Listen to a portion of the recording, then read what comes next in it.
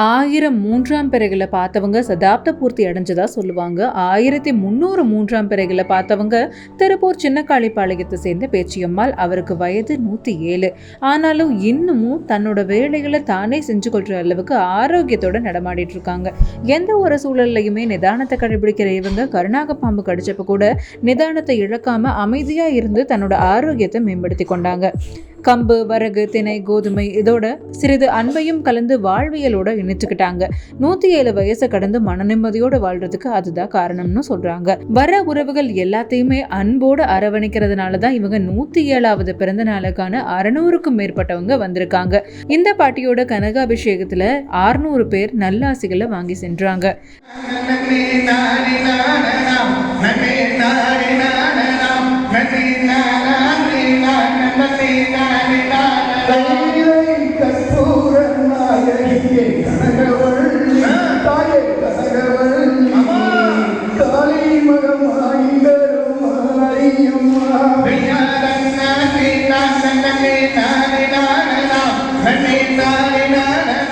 கனகாபிஷேகத்தப்போ இவங்களுக்கு பூரண கும்ப மரியாதை அளிக்கப்பட்டது. மந்திரங்கள் ஓது, அக்னி முழங்கிட சிறப்பான முறையில் கனகாபிஷேகம் நடந்தது.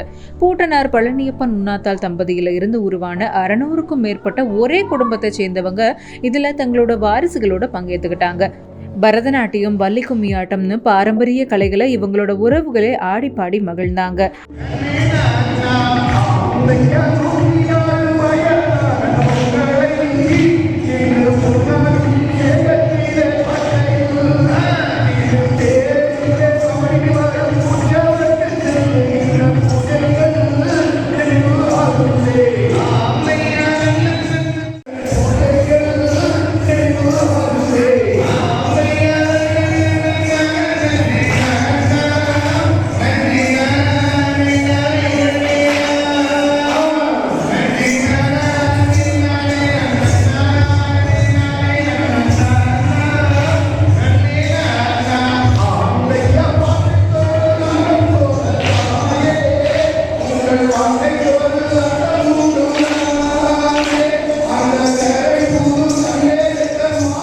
தங்களோட குடும்பத்தில் ஆலமரத்தோட அடிவேரா இருக்கிற இவங்களுக்கு சிறப்பான ஒரு விழா எடுக்கணும் அப்படின்னு சொல்லிட்டு இவங்களோட உறவுகள் எல்லாம் பேச்சியம்மாள் 107 அப்படிங்கிற வாட்ஸ்அப் குரூப் ஆரம்பிச்சாங்க.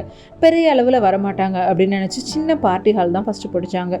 அப்புறம் பாட்டியோட அனுபவத்தையும் அவங்களோட உறவுகளை அரவணைச்ச கதைகளையும் வாட்ஸ்அப்பில் தெரிஞ்சுக்கிட்ட இன்றைய தலைமுறையினர் ஆர்வத்தோட நீ நானும் போட்டி போட்டு வரேன்னு சொல்லி உறுதி கொடுத்தாங்க. இதையடுத்து திருப்பூர் பழைய பேருந்து நிலையத்துக்கு பின்னாடி இருக்கிற காமாட்சியம்மன் திருமண மண்டபத்தை பிடிச்சு சிறப்பான விழா ஏற்பாடு செஞ்சிருக்காங்க.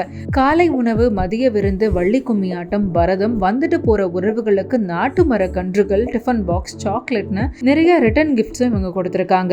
இதுல ஹைலைட்டான ஒரு விஷயம் என்னன்னா, தன்னோட அம்மா அப்பா அவங்களோட பிறந்த உறவுகளை தவிர 2ஆம் கட்ட 3ஆம் கட்ட உறவுகளே தெரியாம இருந்த இளம் தலைமுறை உறவு பிள்ளைகளுக்கு உறவுகளையும் அறிமுகப்படுத்தினாங்க.